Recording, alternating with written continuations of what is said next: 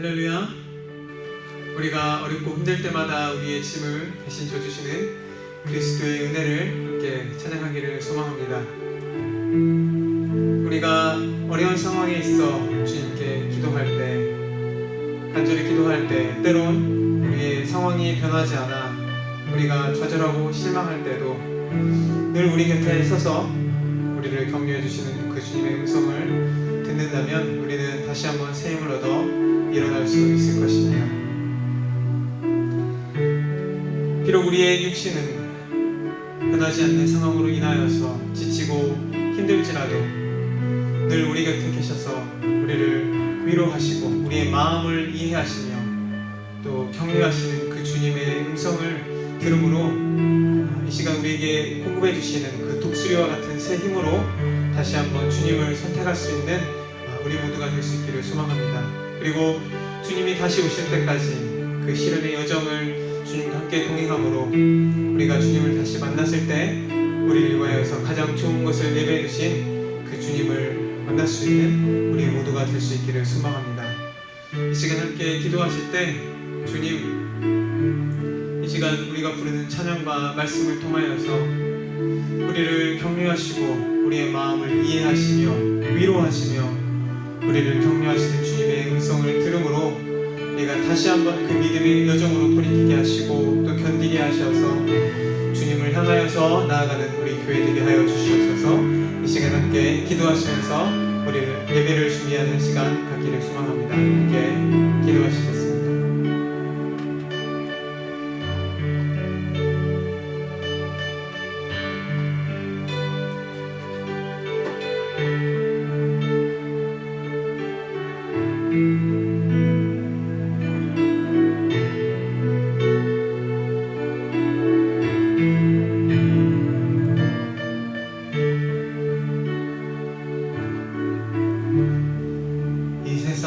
그 누구보다도 우리의 마음을 잘 이해하고 계시고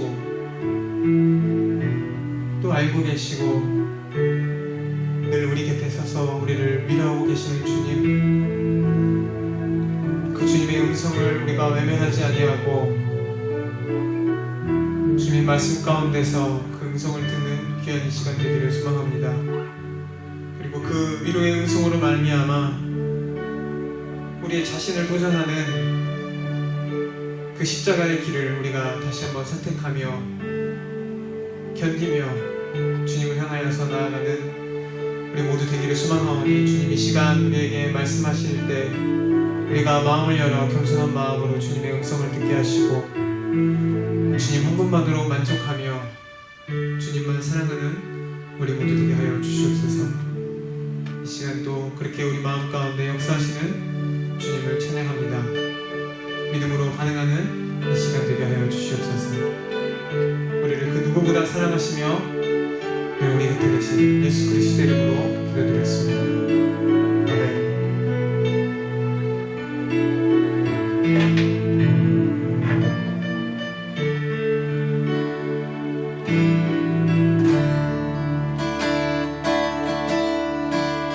함께 고백합시다.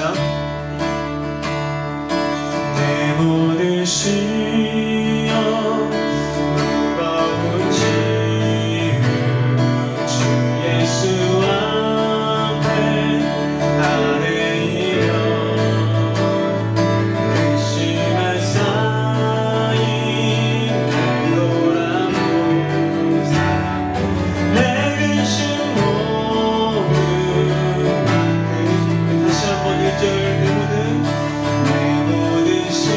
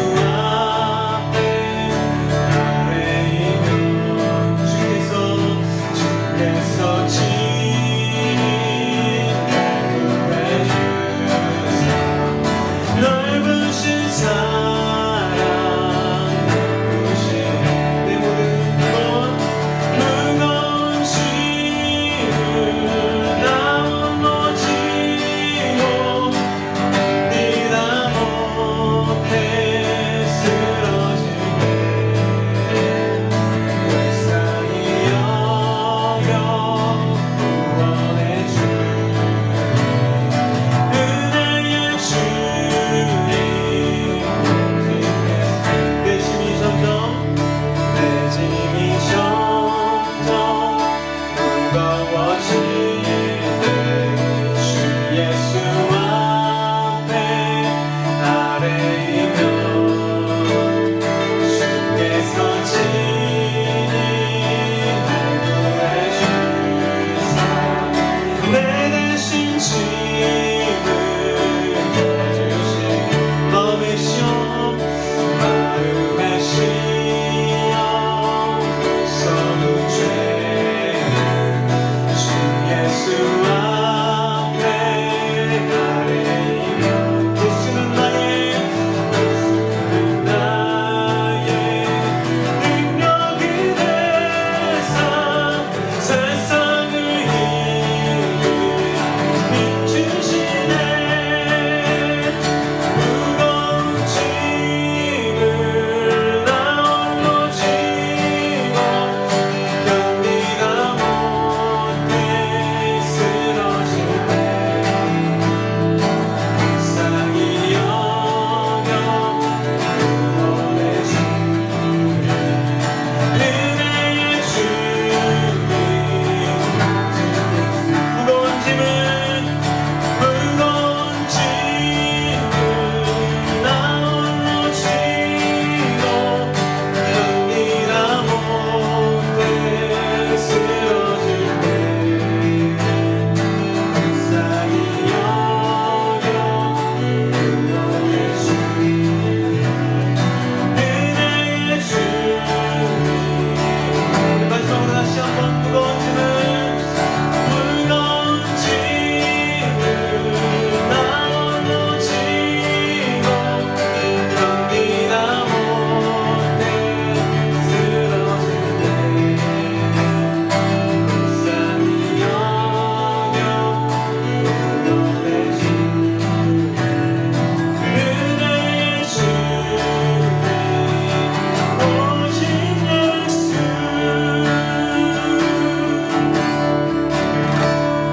아멘. 우리에게 세움 주시는 주님을 우리 함께 찬양합시다. 주를 안모한다 올라가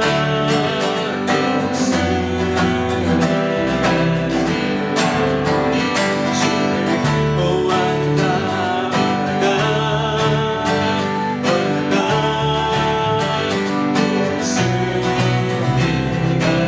다시 한번 주를 기뻐한다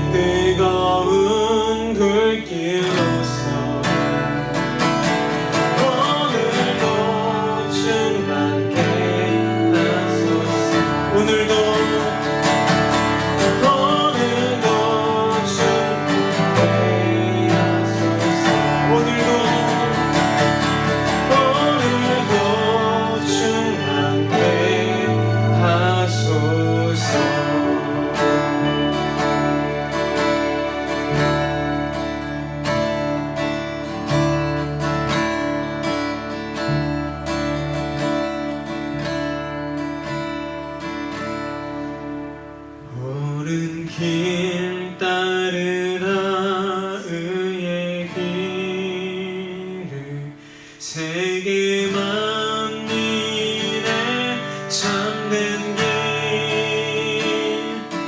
이 길 따라서 살기를 온 세계에 전하세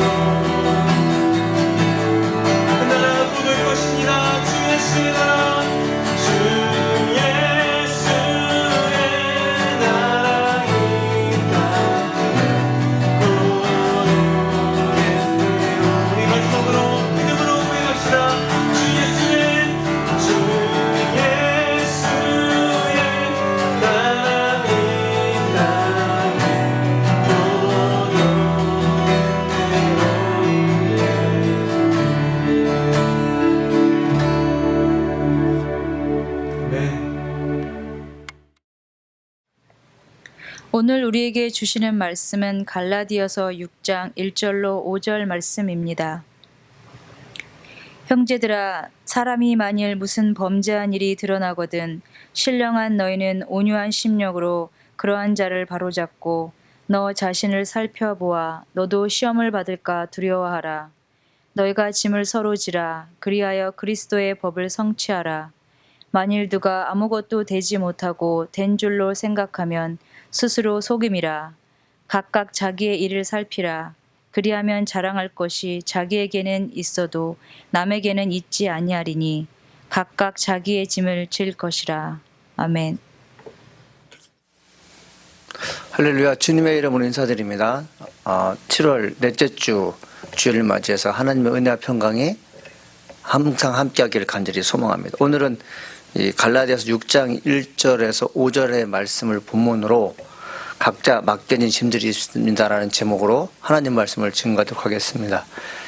오늘은 7월 26일입니다. 7월 26일은 7월의 마지막 주일이면서 제가 나사렛교회 온 지 만 6년 되는 날이 되겠습니다. 2014년 7월 27일 날 유임 예배를 드렸거든요. 그로부터 만으로 6년 지난 내일부터는 이제 7년째가 접어들겠죠. 그동안 하나님의 은혜로 제가 목회할 수 있었고 또 여러분의 기도와 후원으로 제가 성장할 수 있었습니다. 이를 위해서 애쓰고 힘쓰신 모든 분들에게 감사드립니다. 전염병 인류에게 엄청난 고통을 주고 있습니다. 우리는 한 번도 경험하지 못한 일이었죠. 옛날의 역사책이나 또 과거의 이야기를 통해서 알았을 뿐 실제적으로 경험한 적이 없었는데 막상 저희들이 경험하니까 어떤 생각이 듭니까? 옛날 분들 참 고생이 많았겠구나 생각을 하게 됩니다. 지금 힘든 시간입니다. 하나님께 기도할 때입니다. 하나님, 이 시간이 오래 지연되지 않도록 도와주옵소서. 이 시간이 오래 지연되면 예배 드리는데 상당히 힘듭니다. 주님, 이 어려운 시기를 빨리 극복할수록 우리에게 은혜를 베풀어 달라고 하나님께 간절히 기도하는 시간이 바로 오늘의 시간이 아닌가 생각을 하게 됩니다.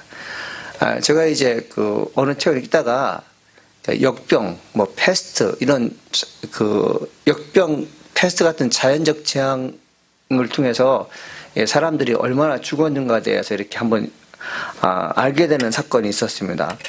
쭉 나열해 보는데 제가 한번 나열해 보겠습니다. 주 165년에서 180년 갈레스트 역병으로 해 500만 명이 사망했다고 합니다. 주 541년에서 542년 사이에는 유스티아스 역병으로 2,500만 명이 사망했다고 합니다. 이 병은 쥐에서 벼룩을 거쳐 사람에게 옮겨진 선 패스트라고 합니다. 1346년부터 1353년 사이에는 흑사병이 돌아 유라시아 7천만 명에서 1억 명의 생명을 잃었다고 합니다. 1918년에서 1920년 사이에는 인플루엔자로 인해 2천만 명에서 5천만 명이 사망했다고 합니다. 1956년에서 1958년 사이에는 아시아 인플루엔자로 인해 200만 명이 사망했다고 합니다. 1968년부터 1960년 사이에는 홍콩 인플루엔자로 인해 100만 명이 사망했다고 합니다. 이 많은 사람이 죽게 되죠. 이렇듯 자연적인 재앙을 통해서 사람이 죽어 나갔을 때 이해되는 반응을 보인 사람들이 있습니다. 무신론자, 범신론자, 유신론자죠. 유신론자는 하나님을 신으로 믿는 유신론자인데 이러한 재앙이 있어서 많은 사람이 죽을 때마다 하는 말이 뭐였냐면 하나님의 직접적인 심판이 임했다라고 얘기했다는 것이죠. 이 얘기를 듣는 사람들이 많은 분들이 부담을 가졌고 어떻게 사람의 마음을 이루어 주기는커녕 심판을 하고 자부하는가라는 생각들을 믿지 않는 사람이 많았다고 합니다. 하나님은 인격체이십니다. 우리가 믿는 신은 인격체이죠. 우리의 형상으로 하나님 형상으로 지음받은 우리들은 하나님의 생각과 하나님 마음을 갖고 있죠. 자, 우리가 믿는 신은 인격체인데 인격체가 아닌 자연이나 우주나 나무나 돌을 신으로 믿는 범신론자들이 있습니다. 그들은 뭐라고 얘기냐면은 물론 여기에는 이제 범신론이라는 사람들에게는 점쟁이나 무당이 있는데 이들은 뭐라고 얘기냐면 이들은 이 재앙이라는 고통을 당하는 것은 전생에 지은 죄 때문이라는 것이고 현생의 고통은 그들의 업보로 갚은 역할이라고 했다고 이렇게 얘기하는 거죠. 옛날에 죄를 졌기 때문에 지금 우리가 이렇게 어렵게 산다, 재앙을 맞이한다 이런 식으로 얘기하고 있다고 합니다. 또 무신론자죠. 하나님이 없다고 한 사람들은 이런 재앙이 닥칠 때 이런 얘기를 한다고 합니다. 그냥 그들에게 닥친 것이라고 말하면서 일종의 심판 내지 운명으로 받아들였다고 합니다. 하나님이 없다고 하는 무신론자들과 하나님을 믿는 신앙인들의 재앙을 대하는 반응이 크게 다르지 않은 것을 볼 수 있습니다. 그러니까 심판은 선과 악에 대한 결과지 않습니까? 착한 사람은 칭찬과 보상을 받고 악한 사람은 징벌을 받는다는 것이 바로 이 심판의 이제 논리인데 여러분 어느 누가 선을 규정할 수 있고 어느 누가 악을 규정할 수가 있겠습니까? 만일 우리가 내가 하는 일이 정말 나쁜 짓이야 라는 것을 명확하게 알게 되면 사람들은 더 이상 죄를 짓지 않을 것입니다. 심판을 이르지 않을 거죠. 그런데 많은 사람들이 내가 지은 죄가 죄인지도 모르고 죄를 짓게 됩니다. 이것 역시 내가 지금 지은 죄가 죄라는 것을 알게 되면 다시는 죄를 짓지 않겠죠. 그런데 하나님이 없는 사람들은 재앙을 운명이나 심판으로 받아들인다는 것은 하나님 믿는 사람과 크게 다르지 않는 것이죠. 우리가 죄를 지었다는 것을요, 하나님이 우리에게 말씀하지 않아도 양심이라는 것이 우리를 통해서 말합니다. 당신은 죄를 짓고 있습니다. 근데 양심이라는 것을 누가 주어줬을까요? 이 양심은 누구의 창조물일까요? 이 양심은 누구의 통제를 받을까요? 이 역시 하나님의 통제를 받는 것이죠. 그래서 무신론자들이 말하는 이런 모든 것은 하나님과 관련 없는 것으로서 그냥 인간의 운명이고 어떤 자연적인 심판이라고 얘기하는데, 정확하게 얘기하면 범신론이나 유신론이나 그리고 무신론자들 하나같이 이런 모든 현상에는 하나님이 관련되어 있다고 우리는 믿어야 될 줄 믿습니다. 자, 어떤 분이 이렇게 말합니다. 왜 이렇듯 코로나 같은 재앙으로 인해 죄 없는 사람까지 힘들게 하는 것입니까? 라는 질문을 하게 돼요. 하나님이 살아계신다면 재앙은 없어지지 않겠습니까? 이렇게 얘기하죠. 근데 우리가 말할 것은 뭐냐면, 하나님은 재앙을 이 땅에 내보내는 것을 원치 않습니다. 하나님이 재앙을 내보내실 때는 그만한 이유가 있는 것이죠. 무엇 때문에 그럴까요? 인간이 지금 살고 있는 것을 한 번 더 돌이켜보며 사람들에게 죄를 짓는 것이 무엇이고 자연에게 죄를 짓는 것이 무엇인지 한 번쯤은 생각해 보라고 우리에게 경고를 주는 것을 볼 수 있습니다. 하나님을 믿지 않는 자들은 종종 부도덕한 행위로 인해 종교를 갖고 있는 사람들을 부끄럽게 하거나 해를 끼치게 합니다. 아무리 봐도 지나치거나 그렇게 하는 것은 윤리적으로 막지 않는 것인데, 생각할 시간을 갖지 않고 무례한 일을 행하는 일을 가끔 보게 됩니다. 어떤 면에서는 섬찟하다 싶을 정도로 나쁜 행위를 하게 되는데, 여러분 이 사람들을 봤을 때 우리는 어떤 태도를 갖고 있을까요? 자, 제가 왜 지금 이 얘기를 했냐면, 김경일 교수가 코로나 사피엔스에서 그런 얘기를 하게 돼요. 지금 우리에게 당하는 재앙은 자연적인 재앙, 쓰나미나 지진이나 그런 것보다도 인간의 욕망 때문에 지금 우리가 어려운 일을 당하고 있습니다라는 분석을 해요. 그가 왜 그런 얘기를 하냐면, 그 케냐의 수도의 그 나이로비에 가면 야생 동물을 요리를 해서 파는 가게가 있다고 합니다. 근데 거기서 파는 그 요리가 뭐냐면 콧불소, 원숭이, 고릴라 같은 것을 판다고 합니다. 사실 콧불소는 희귀동물이고 그 인류가 보호할 아주 큰 자산 동물인데 그걸 먹는 사람이 있다고 합니다. 그러니까 유럽인들은 그런 콧불소를 먹으러 아프리카로 오게 되는데, 이 콧불소가 워낙 귀하다 보니까 잘 잡히지도 않고, 그리고 이 돈이 되니까 이 사람들이 어떻게 하냐면 밀림으로 들어가서 콧불을 잡게 되죠. 그 자연을 훼손하게 되고 콧불소 몇 마리 잡기 위해서 산불을 내서 밀림 안에 있는 콧불소를 바깥으로 튀어나오게 되죠. 그런데 문제가 있습니다. 그들이 콧불소를 잡아서 유럽인들의 미식가들의 그 입맛을 도움 되지만 그 동물에 붙어 있는 기생물들이 사람 몸에 붙게 되는 것이죠. 이로 인하여 사람들이 큰 재앙이라 할 수 있는 전염병에 걸린다는 것입니다. 인간의 욕망이죠. 먹지 말아야 할 것을 먹으면 안 된다는 것인데 먹는 것이죠. 그러니까 동물의 사체를 통해서 이제 병균이 옮아오는 이런 일이 벌어지게 되는데, 이것은 다분히 인간의 욕망 때문에 그렇다는 거죠. 인간이 부도덕한 것이 무엇입니까? 윤리적으로 어긋나는 것이 무엇입니까? 인간이 봐도 저렇게 살면 안 되는데 뭔가 깨름직하고 뭔가 어수선한 분위기에서 할 짓이 아님에도 불구하고 하는 것을 봤을 때 믿는 자들은 저것은 틀렸어라고 얘기할 수 있어야 되는데, 오늘날 많은 사람들이 이를 하지 못하고 있는 것을 우리는 보게 됩니다. 사람들이 실수와 자연적인 재앙으로 인해 사람들이 힘들어할 때 고대 무신론자들은 인간의 과거 전에 오늘날 끔찍한 사건을 당하게 되었다고 치부해 버렸습니다. 운명으로 이제 맡긴 거죠. 심판으로 맡긴 거죠. 당연히 너희들은 죄를 지었기 때문에 그런 심판을 당해야 된다. 예수를 믿지 않는 무신론자 중에 부유한 사람들은 자기가 가지고 있는 모든 힘을 동원해서 병으로부터 보호받았고 병든 자신을 치료받았지만, 병들어 죽어가는 사람들에게는 뭐라고 한다고요? 이것은 너희들이 죗값이다, 이렇게 했다는 거죠. 이러한 것은 뭐냐면 하나님을 모르는 사람들이 죗값이라든지 이것은 신의 심판이라고 얘기했다는 것이 우스꽝스러운 얘기겠습니다. 이런 와중에도 유신론자들, 즉 하나님을 믿는 사람들은 어떤 일을 하게 됐죠? 율법에 근거해서 지금 당하고 있는 고난을 어떻게 하면 극복할까를 고민했다는 것입니다. 율법에 보게 되면 하나님께서 뭐라고 말씀하죠? 가난한 자를 구제해라, 불쌍한 사람을 도와줘라, 그리고 병들어 죽어가고 신음한 자들에게 의뢰해 주라는 말씀을 성경에서는 하고 있죠. 그 말씀을 듣고 실천했다고 합니다. 그 믿는 자들은 무엇을 한 거예요? 남들은 다 안 된다, 재앙이다, 더 이상 우리가 손을 쓸 수 없다 이렇게 얘기했을 때 믿는 자들은 하나님 말씀에 근거해서 병원을 세우기도 하고 공원을 만들어서 그들이 어려운 현실을 잘 극복할수록 도와줬다는 것입니다. 그러니까 사람이 위험한 일을 당할 때는요, 이를 극복하겠다는 의지가 있어야 되는데 사실은 여러분 어려운 일을 당할 때 획기적인 방법을 생각하는 사람들은 많지 않습니다. 이를 역사를 봐도 성경 인물을 봐도 유독 어느 한 사람이 위기를 극복하고 있다는 것을 우리는 보게 됩니다.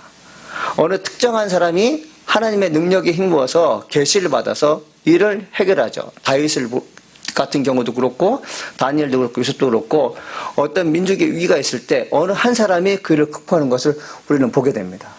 자, 어느 한 사람이 그 일을 극복하게 되면 이 사람은 노하우가 생기는데 문제가 생깁니다. 내가 감당할 사람이 그렇게 많지 않습니다. 하루 24시간이라는 시간을 주었을 때 잠을 빼고 일을 한다고 해도 내가 맡을 수 있는 사람들은 많지 않습니다. 그럼 어떤 일을 하게 되나요? 먼저 이 일을 수행해서 일을 극복한 사람들은 다른 사람에게 일을 맡겨봅니다. 자기가 어려운 일을 극복했던 것을 남들에게 알려주게 되죠. 자기가 갖고 있는 노하우를 친구에게, 형제에게 알려주어 그들이 함께 일을 하는 것을 보게 됩니다. 그래서 우리는 하나님의 사람으로서요, 각자 주어진 역할이 있습니다. 내가 할 일이 있다는 거죠. 하나님의 사람들은 그냥 아무렇게나 인생을 사는 사람들이 아닙니다. 나에게 주어진 분명한 역할이 있음을 믿고 오늘도 어김없이 내가 할 일이 무엇인가를 늘 고민하면서 살아가는 것이 우리 인간이고 하나님께서 나에게 부탁하신 것들에 대해서 흔쾌히 아멘으로 동조할 때 하나님의 크신 은혜와 그리고 좋은 것들이 주어진다고 성경은 여러 곳에서 말씀하고 있는 것을 볼 수 있습니다. 오늘 그 본문의 배경이 되는 것은 갈라디아 교회입니다. 이 갈라디아 교회에 대해서 2달 전에 우리 갈라디아 아침 강의를 좀 한 달 동안 여러분 강의했는데 제가 다시 한번 이 갈라디아 6장 1절에서 5절 말씀을 본문으로 말씀을 증거하는 것은 오늘날 우리가 무엇을 해야 되는지에 대해서 정확하게 교훈하고 있기 때문에 다시 한번 여러분에게 메시지를 증거하고 싶은 마음으로 증거하게 됩니다. 갈라디아 교회는 어떤 교회였습니까? 처음에는 은혜가 충만한 교회였습니다.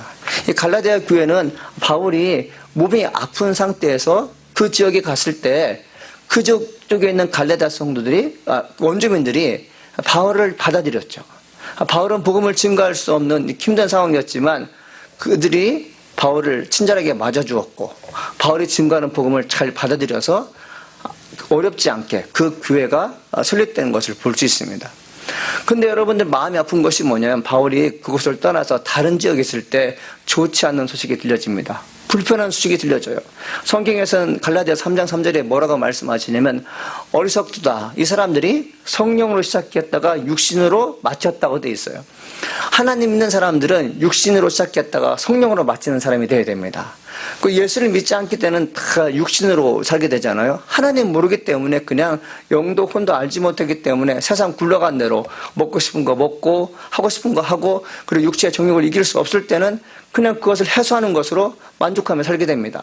근데 예수를 믿고 난 다음에는 성령이 내 안에 계시기 때문에 내가 죄를 짓는 것에 대해서 성령께서는 불편하게 여기시고 또 불편하게 여기시는 그 마음을 성도가 알게 되어서 하나님의 뜻대로 살게 되는 것이 바로 하나님의 사람이고 성령의 사람이 되겠습니다.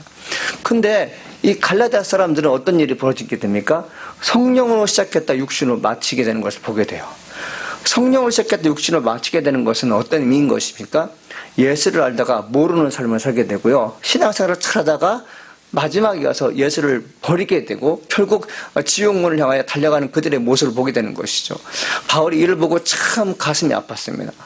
원래 바울이 목회했던 갈라디아 교회는 좋은 교회였는데 그 교회가 왜 이렇게 힘들어졌을까요? 그것은 바로 그 갈라디아 교회에 할레파 유대인들, 랍비들이 와서 복음을 희석시켰기 때문에 그렇습니다. 갈라디아 교회에서 목회했던 사도 바울은 오직 예수 그리스도만이 구원 얻으셨다고 말했어요. 다른 그 어떤 것으로도 우리가 의롭게 될 수 없고 그 다른 어떤 것으로도 하나님께 나갈 수 없다고 가르쳤는데 바울이 떠난 후 할레파 유대인들이 그곳에 들어와서는 뭐라고 얘기냐면 예수를 믿기만 하면 구원받는 게 아니다. 예수도 믿어야 되고 할례도 받아야 된다고 이렇게 얘기하는 것이죠. 처음에는 바울의 말을 신중하게 읽고 그것을 지려왔던 사람들은 바울 선생이 분명히 말씀하시기를 예수를 믿기만 하면 구원받는다고 했습니다. 할례를 받아야지만이 구원받는다는 수익은 듣지 못했습니다. 이렇게 얘기하자 할례파 유대인들이 이런 말을 하게 됩니다. 예로부터 하나님의 선민은 할례를 받은 자들이었다. 사람이 태어난 지 8일 만에 할례를 받아야지만이 유대인이고 하나님의 선민으로 받아들였다. 이런 얘기를 한 거죠. 자, 예수를 믿는 사람들이 고민하기 시작합니다. 예수를 믿는 사람들, 내가 예수 믿는다고 남들에게 얘기하려면 어떻게 돼요? 내가 예수 믿는 가정 가운데 수많은 고통과 역경 이겨낸 것을 사람들에게 말해야 되는데 이 얘기를 한다는 것이 결국 쉽지 않은 것입니다.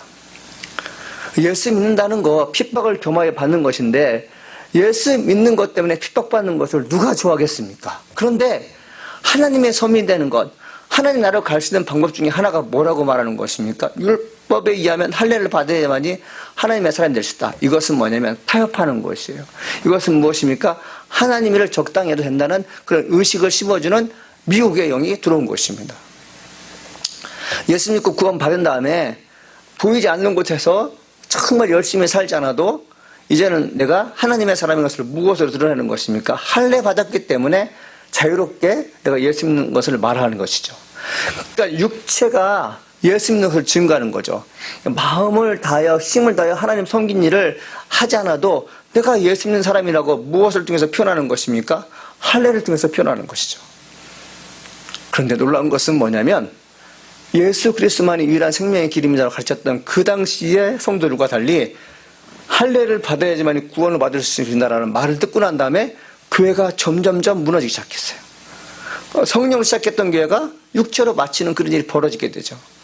하나님의 말씀이 온전하게 그들의 영혼을 바꿔놨었는데 하나님 말씀이 아닌 다른 것들이 그 교회에 들어오게 되자 교회가 어수선해지고 결국은 교회가 힘없이 무너지는 것을 볼 수 있습니다. 자, 여기서 우리가 얻을 교훈은 뭐냐면 바울이 있을 때의 교회와 바울이 없을 때 교회가 다르다는 것입니다. 여러분, 우리 성도들이 이제 목회자를 일주일에 한 번 볼 때와 한 번 보지 않을 때의 차이점을 우리가 점점 느끼고 있죠. 저도 느끼고 있습니다. 여러분을 보면서 예배 드릴 때와 여러분이 있는 것처럼 생각하고 온라인 예배일 때는 큰 차이가 있습니다.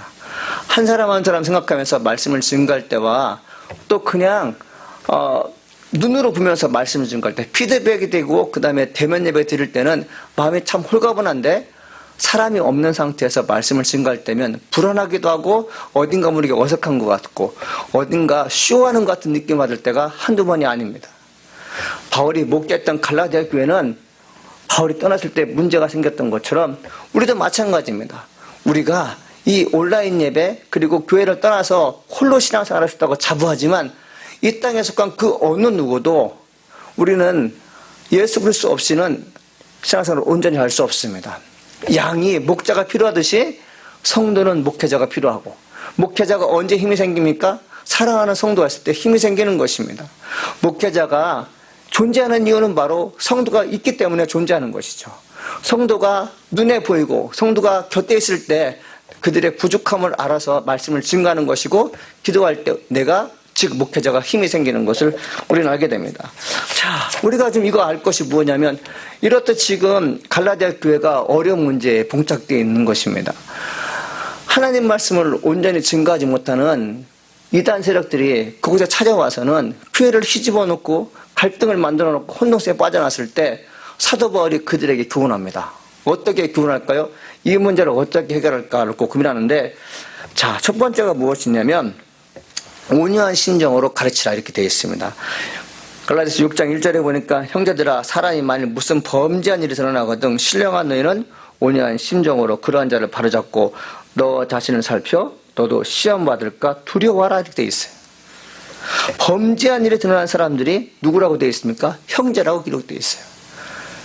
범죄한 사람들이 내가 전혀 모르는 사람이 아니라 예전에부터 알고 지냈던 사람들, 믿음 생활을 잘하고 있던 사람들, 그리고 나와 살을 같이 했던 사람들, 정말 축구는 못 사는 그 사람들인데 죄를 짓게 되는 거죠. 죄를 지을 것을 예상하고 죄를 지은 사람들에게는요, 화를 낼 때도 여러분 그냥 기쁜 마음으로, 아니 이런 표현을 뭐 하겠지만 기쁜 마음은 좀 가벼운 마음으로 화를 낼 수 있어요. 그런데 전혀 죄를 짓지 않을 것 같은 사람이 죄를 짓게 되면 사람의 마음은 억장이 무너진다고 합니다.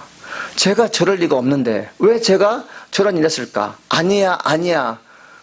굳고 부인하지만 실제로 죄를 지었을 때는 감당할 수 없는 자신을 보게 됩니다. 이때 죄를 지은 형제를 향해서 화를 내지 말고 온유한 심정을 가지고 그를 돌보라 성경은 얘기하는 것이죠. 여러분, 만일 우리 크리스찬들 가운데 어떤 문제가 생겼을 때, 어떤 극박한 문제가 생겼을 때 불같이 화를 내지 않고 온유한 심정으로 부드럽게 얘기할 수 있는 사람이라면 그것이 크리스찬의 유래이고 이를 통해서 수없이 많은 사건들을 해결했다는 그 사람은 정말 하나님부터 칭찬받기에 손색이 없다고 저는 생각을 하게 됩니다. 죄를 지은 사람을 향해서 정죄하거나 화를 내는 걸 대신에 사도 바울은 뭐라고 말합니까? 혼란한 교회를, 그리고 부응 안 되는 교회를 부응시키기 위해서 뭐라고 얘기합니까? 심령이 온유한 사람, 그리고 온유한 심령을 가지고 그들을 다스릴 것을 이렇게 부탁하고 있는 걸 볼 수 있습니다. 그러면서 두 번째 무엇입니까?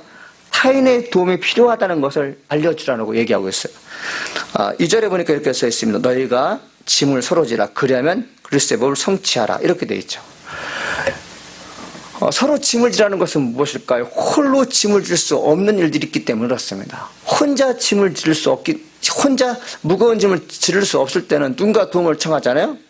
여기서 이제 짐이라는 말이 나오는데, 너희가 짐을 서로 지라는 말씀이 나오는데, 헬라어로 바로스인데 무거운 짐을 뜻한다고 합니다. 혼자 해결할 수 없는 무거운 짐이 바로 여기서는 짐이죠. 혼자 해결할 수 없는 무거운 짐이 있을 때 어떻게 됩니까? 포기하지 말고 도움을 청하라고 성경은 얘기하고 있어요. 너 혼자 하지 말고 도움을 청하라. 오늘날 교회, 사회, 여러분의 가정이 어떤 문제가 있을 때 어느 특정 인물이 혼자 다 하려고 하지 마십시오. 그것은 자기의 몸을 상하는 것뿐만 아니라 내가 나중에 억울하다는 것을요 표현할 수 있는 그런 기회를 스스로 만드는 것입니다. 서로 짐을 나누어 지라. 여러분, 서로 짐을 나누어 지라는 것은 어떤 의미가 있을까요? 예수 믿는 성도는 누군가가 어려울 것이라는 것을요 예측할 수 있어야 돼요. 어렵대 말만 하는 것이 아니라 왜 어려운지 찾아가서 그 진리를 파악해보고 어려운 일에 대해서 도울 수 있어야 됩니다. 이것이 잘 되는 가정은 복된 가정이고, 이것이 잘 되는 교회가 부흥되는 것입니다. 어느 한 사람이 죄를 지었다는 것은 뭐냐면 어떤 것입니까? 그 죄의 문제는, 죄를 지었다는 것은 스스로가 그 죄를 해결할 수가 없어요. 이 땅에 속한 그 어느 누구도 죄의 문제를 사람이 해결할 수가 없습니다. 죄의 문제는 오로지 예수 그리스도께서 우리의 죄를 사하실 때만이 여러분 죄의 문제가 해결되는 것인데, 죄를 지은 사람은 하나님을 찾는 일을 힘들어합니다. 하나님 찾는 일을 힘들어할 때 하나님을 먼저 아는 사람들이, 예수님의 이름으로 제사함 받은 사람들이 그들을 데리고 예수께 나간 일을 하는 것이죠. 이게 바로 서로 짐을 대신 지는 것입니다. 여러분, 세상에서 가장 행복한 사람 누구일 것 같아요? 내가 어려울 때 나 어렵습니다 말할 수 있는 사람? 행복한 사람이죠. 그럼 더 행복한 사람 누굴까요? 내가 어려울 때 도움이 될 만한 사람이 있다는 것은 정말 행복한 사람입니다. 내가 가지고 있는 문제를 편안하게 얘기했을 때 내가 정말 해결할 수 없는 일을 맡아서 도와주겠다고 하는 사람이 있으면 그 사람 참 행복한 사람들입니다. 예수님께서 말씀하셨죠. 친구를 위해서 자기 목숨을 버리는 사람 참 귀한 사람이다. 근데 이 땅에 속한 그 어떤 사람이 내 목숨을 대신해서 친구가 죽을 수 있겠습니까? 그렇게 사는 사람이 없죠. 서로 짐을 나누어 지라는 것이 바로 그런 의미예요. 이웃 간에 누군가가 어려운 문제 있을 때, 교회가 어려움에 처했을 때, 사회가 어려움에 처했을 때 내가 할 일이 무엇인지 생각해 보는 것이 참 중요한 것입니다. 여러분, 교회는 사람들이 모인 것인데 어떤 사람이 모인 것이죠? 성도가 모인 것입니다. 거룩할 성, 무리도자. 그래서 거룩한 사람이 모인 곳이 바로 교회이죠. 성도는 바로 거룩한 무리가 뜻합니다. 자, 요즘에 보면 가나안 성도가 있잖아요. 가나안 꺾으려면 안 나가잖아요. 그래서 나는 가나안 성도입니다. 교회를 가지 않지만 성도입니다. 이건 틀린 말입니다. 성도는 뭐라고요? 거룩한 무리 속에 있을 때 성도인 거죠. 안 나가는데 어떻게 성도가 될 수가 있어요? 사람들이 모인 곳, 즉 거룩한 사람이 모인 교회에서 함께 예배드릴 때 성도라 칭하는 것인데, 교회를 안 나가면서 내가 성도라고 말한다면, 가난한 성도라면 이것은 뭔가 성경적인 지식이 없거나 자기를 과시하는 거죠.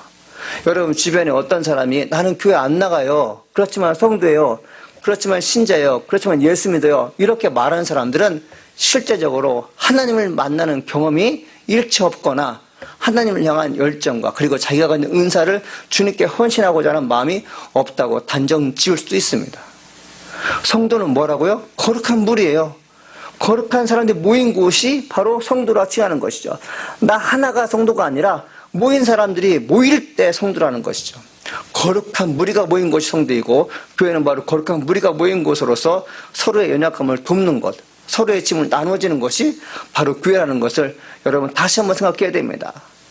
자, 우리가 하나님의 사람으로서 어디에 있든지 성도라는 것을요 표현하기 위해는요 어떤 일을 해야 됩니까? 행함으로 본을 보일 수 있어야 돼요. 내가 예수 믿는 사람이다라고 본을 보일 수 있어야 돼요. 모든 면에서 그렇습니다. 그러면서 사도 바울은 세 번째 뭐라고 말하면 자기를 점검하라고 얘기합니다. 4절에 보니까 각각 자기를 살피라. 그러면 자랑할 것이 자기에게는 있어도 남에게는 있지 아니하니라. 자, 이 말씀이 좀 어렵습니다. 그래서 세번역 성경에 보니까 이렇게 번역되고 있습니다. 자기를 다른 사람과 비교하지 마십시오. 사람은 저마다 자기를 살펴야 합니다. 그러면 자랑할 일이 자신에게만 있을 것입니다. 너무 좋은 말이죠. 성도로 하는 사람들 어떤 문제가 생겼을 때 이런 생각을 하게 됩니다. 야, 나만 이렇게 힘든 일을 하나? 왜 나에게 이런 어려운 일을 주어지는가? 나보다 능력이 많고 나보다 권력이 있고 나보다 물질이 많은 어느 성도는 지금 놀고 있는데 왜 나만 이런 일을 해야 되는가? 이런 비교를 하게 되는 것이죠. 여러분, 그런 비교를 하게 되면 정말 열심히 해왔던 일들을 하기 싫어합니다. 근데 사도 바울은 뭐라고 얘기해요? 제 가운데 빠진 영혼을 구원한 일, 그리고 서로 돕는 일에 대해서 남들과 비교하지 말라. 하나님께서 남들과 달리 너에게 그런 일을 맡겨서 지금 네가 그 일을 하고 있다면 이는 하나님의 계획인 것이고 너에게 놀라운 축복과 은혜가 너에게 줄거질 것이다. 이렇게 믿으라는 것입니다. 여러분, 우리가 비교하게 되면 어떤 일이 벌어집니까? 내가 그토록 열심히 했던 일의 결과가 남지 않습니다. 열매가 없어요. 그런데 비교하지 않고 묵묵하게 일을 하다 보면 좋은 열매가 맺게 되죠. 이렇듯 큰 열매였는가? 기대하지 않았어요. 나는 작은 일이라 생각했는데 큰 열매가 내가 주어지는 것입니다. 그때 비로소 자랑할 사람이 되는 거죠. 비교하지 않고 본인에게 주어진 책임을 다했을 때 자랑할 만한 사람이 된다고 주께서 말씀하고 있습니다. 여러분, 우리에게 자랑할 만한 일이 무엇입니까? 죄 지은 사람들을 예수님께 돌아오게 하는 것입니다. 신앙생활을 오랫동안 하지 못한 자들을 향해서 돌아오고 싶다라고 얘기하는 것입니다. 방송을 통해서 말씀드린 여러분 가운데 가나안 성도, 하나님의 성전에 나가는 것을 꺼려하는 그런 분임에도 불구하고 스스로 성도라는 사람들은 성경의 말씀을 잘 모르는 것이라고 생각하시고 다시 한번 일심을 다해서 하나님을 섬긴 일에 최선을 다해야 될 줄 믿습니다. 서로에게 짐을 나누라는 것이 무엇입니까? 믿지 않는 자들에게 할 말을 하는 것, 강력하게 복음을 증가하는 것, 그리고 내게 주어진 모든 일과에 대해서 비교하지 않고 하나님 은혜 감사합니다. 나같이 부족한 사람에게 이토록 좋은 일을 맡겨주심을 감사합니다. 이렇게 얘기하는 사람이 결국엔 나중에는 좋은 일을 얻게 된다는 것이죠. 여러분, 어떤 분입니까? 비교하는 분입니까? 여러분, 비교하는 사람 어떤 사람이에요? 내가 열심히 일하면서 비교하는 것도 괜찮지만 아무것도 하지 않은 상태에서 비교한다는 것은 게으른 것입니다. 영적으로 게으른 사람은요, 자기를 살피지 못해요. 오늘 각각 자기를 살피라고 되어 있잖아요. 여러분, 이건 참 중요한 것입니다. 어느 목회자가 성도 하나하나씩을 처음 찾아가서 살피는 일을 도와하는 게 아니라 내가 나 자신을 살피시는 능력자가 되라고 주님은 말씀하시는 것이죠.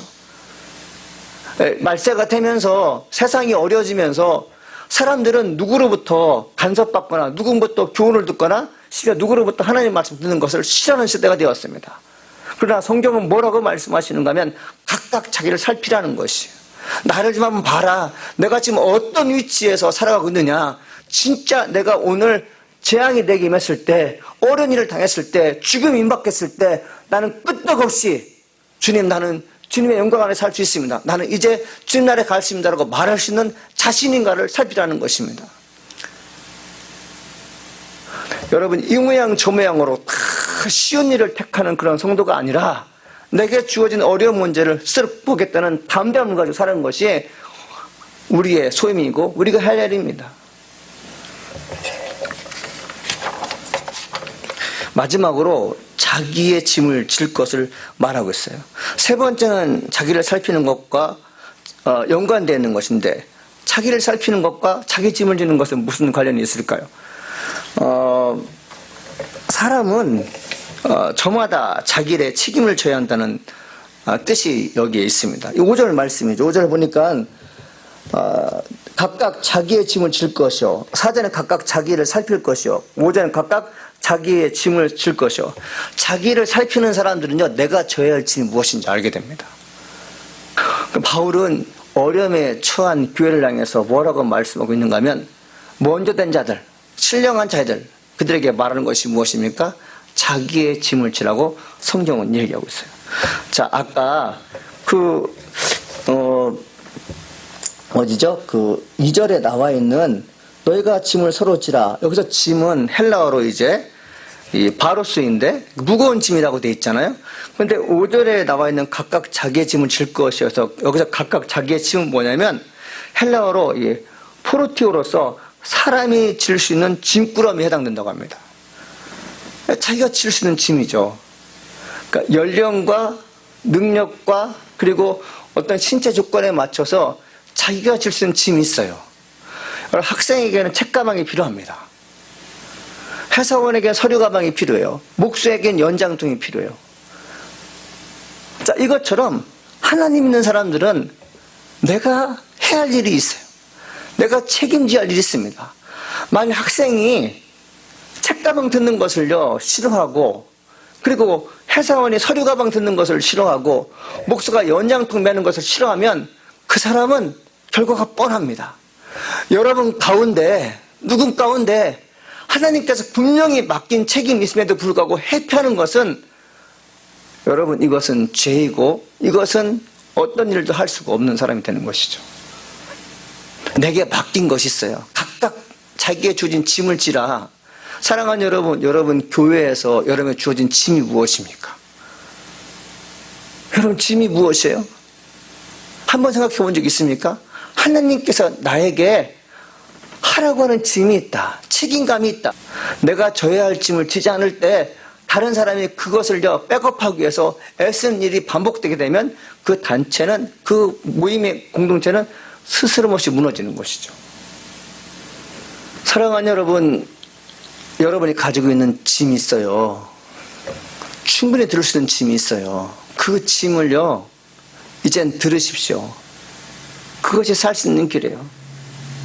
여러분, 제가 설교 서론에 이 재앙이 임했을 때 다른 사람들은 전부 다 이것이 운명이니 심판이니, 그리고 그냥 어쩌다가 일어난 일로서 그냥 치부했다고 돼 있잖아요. 그런데 예수 믿는 사람들은 재난 당한 일에 대해서 책임을 지고 그 일을 감당했다고 제가 말씀드렸지 않습니까? 한 사람이 아니라 여러 사람들이 모여서 그 일을 감당했을 때 학교가 세워지고 교회가 세워지고 그리고 고안이 세워지면서 불쌍한 사람을 도와줬을 때 그리스도의 향기가 나타나서 많은 사람이 예수 믿는 사람들을 좋아하기 시작했다. 제가 얘기했습니다. 여러분 교회 내에서 여러분이 지금 교회가 위기라고 하는데, 사회가 위기라고 하는데, 가정 위기라고 하는데 왜 위기일까요? 저는 각자 주어진 짐을 짓는 것을요 원치 않았다고 저는 그렇게 믿고 싶습니다. 각각 서로 짐을 지라. 책임을 지라는 것이죠. 여러분 학생에게 책가방 짓는 것은요 무거운 게 아니에요. 질 수 있기 때문에 주는 것입니다. 교회에서 여러분에게 주어진 책임감은 하나님께서 할 수 있기 때문에 지어지는 것입니다. 그런데 우리 인간의 욕심이 생기게 되고 그리고 나약한 마음이 생기기 시작하면서 짐을 내려놓기 시작하는데 그것은 바람직하지 않다고 주님께서 말씀하고 있는 거죠. 오늘날 교회마다 일할 사람이 참 부족합니다. 탈란트가 없어서 일을 못하는 사람이라 탈란트가 있음에도 불구하고 일을 못하는 경우가 많습니다. 이제 내일이면 이제 양희찬이 이제 해병대에 입대를 하게 됩니다. 2014년 7월 2일 날 미국에 오고 난 후 6개월 지난 후 이제 베이스, 기타 등등을 치면서 거의 6년 동안 하루도 빠지지 않고 찬양팀에 섰어요. 예, 한 번도 빠진 적이 없는 것 같습니다. 자기에게 주어진 책임감이 있다는 것을 그는 여러분 알았죠. 목사의 아들이기 때문에. 여러분 그걸 한 걸까요? 하나님께서 그에게 그 마음을 주셨을 때 아버지의 말이 아닌 하나님께서 교회를 위해서 너가 할 책가방 지는 것이 무엇인지, 너가 만약에 교회 목소로서 해야 할 일이 무엇이냐, 그 연장품 들는 것처럼 늘 기타를 메고 찬양팀에 선 것은 작은 일이지만 그것은 본인에게 주어진 짐을 지는 것이었습니다. 이제 가게 되면 베이스 기타를 쳐야 되는데, 또 어느 한 영역에서는 찬양을 함께 불러줘야 되는데, 여러분 이것이 없다면 교회는 참 연약해지는 것이고, 여러분 교회는 참 이렇게 뭔가 분위기가 좀 다운되지 않을까 싶습니다. 여러분 중에, 또 여러분의 자녀 중에, 또 본인이 하나님의 영광을 위해서 내게 주어진 책가방이 있다는 것을요 명심하시고 책가방 들고 교회 왔으면 참 좋겠다는 생각을 하게 됩니다. 주님께서 내게 부탁하신 일이 무엇인지 곰곰이 생각해 봐야 돼요. 사랑하는 여러분, 학생이 책가방 메고 교회 가는 것처럼 여러분들도 교회에 오셔서 할 일이 무엇인지 찾기를 간절히 소망합니다. 저는 아주 며칠 전에 충격적인 소식을 들었어요. 이 코로나 바이러스가 시작된 이후로 한 번도 예배를 멈추지 않는 교회가 시카고에 있었어요. 새벽 기도도 물론이고 한 번도 쉬지 않았다는 거예요. 제가 목사님 어떻게 그러겠습니까? 물어봤더니 시카고에는 어느 교회든 다 노인 어른이 많습니다. 근데 그 목사님이 뭐라고 말씀하셨냐? 안수 집사급 이상은 주일날 수요예배 그리고 새벽 예배에 빠지지 않고 나옵니다. 다 모이니까 2m 거리 소셜 디스턴스 다 유지할 수 있잖아요. 그래서 한 번도 예배를 쉬지 않았다고 합니다. 놀랍죠? 어떻게 그런 일이 있었을까?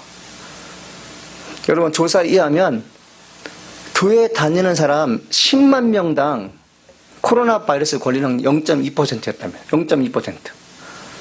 그러면 시카고에 다니는 성도가 2만 명도 안 돼요, 사실요. 그 가운데 0.2%라면 전체를 다 포함해서 교회 다니는 사람 가운데 마스크를 쓰고 예배드리면 코로나에 걸릴 확률이 거의 없다라고 객관적인 데이터로 증명할 수 있는 것입니다. 제가 분명히 얘기했습니다. 신앙적으로 얘기하는 게 아니라 사회적인 데이터, 과학적인. 여러분 제가 이런 말씀인지 아십니까? 이제는 일으키십시오. 영적인 게으름을요 떨쳐버리고 하나님께 기도한 일에 최선을 다하십시오. 무릎으로 살겠다고 여러분 각오하셔야 됩니다. 내게 준 짐이 무엇인지 살피면서 나갈 때 우리에게 주어지는 그 좋은 것들을 만날 수 있습니다.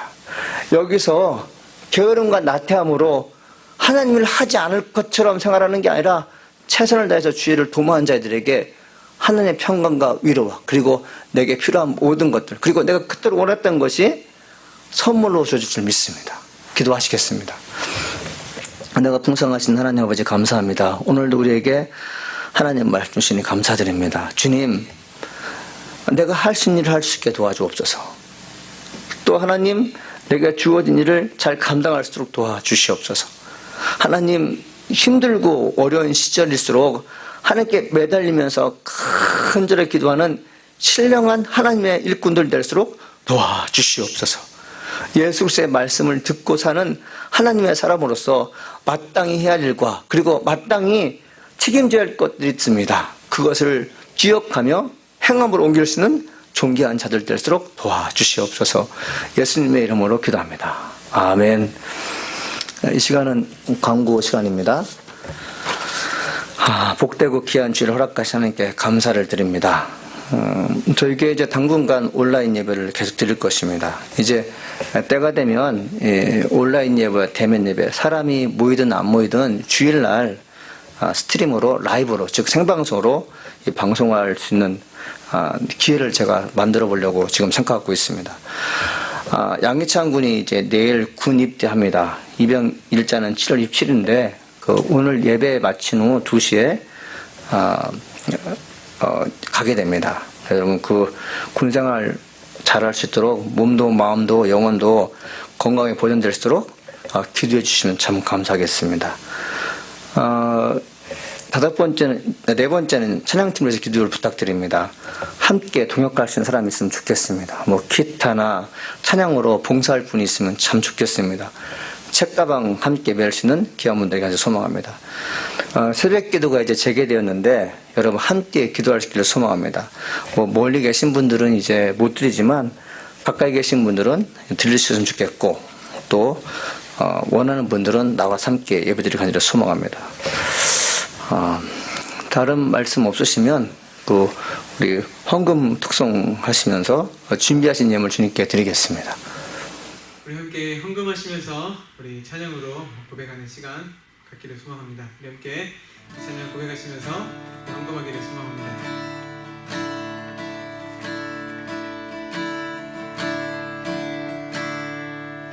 예수가 함께 계시니 시험이 오나 겁없네.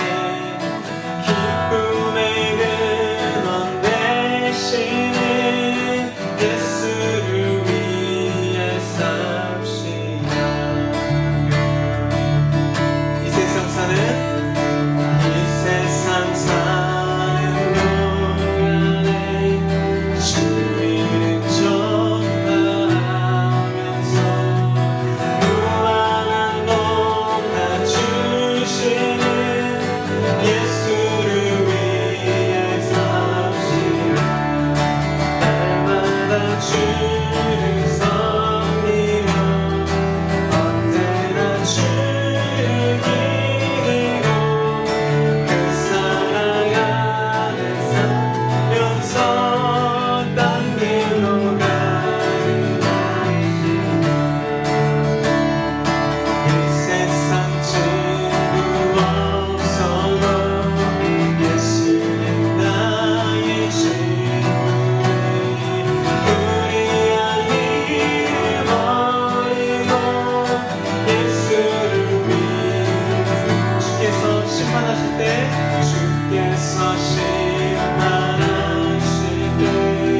잘했다 칭찬하리니